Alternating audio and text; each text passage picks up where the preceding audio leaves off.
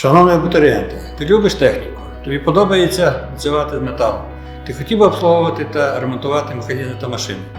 Тобі тоді до нас, в технічний фаховий коледж Луцького національного технічного університету. Професія слюсар-ремонтник саме те, що тобі потрібно. Без ремонту та модернізації механізмів та машин у сучасному житті не обійтись.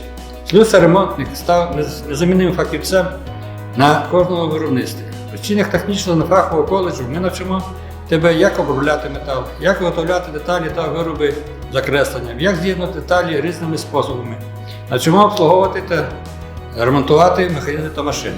Вже на другому курсі навчання ти будеш проходити виробничу практику у сучасних підприємствах і матимеш змогу закріпити отримані знання та навички на виробництві. Після закінчення коледжу ти зможеш працювати на підприємствах різних галузей та отримувати гідну заробітну плату.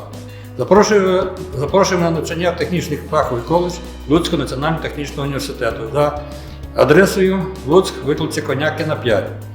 Обери професію сучасного ринку праці. Стань одним із нас.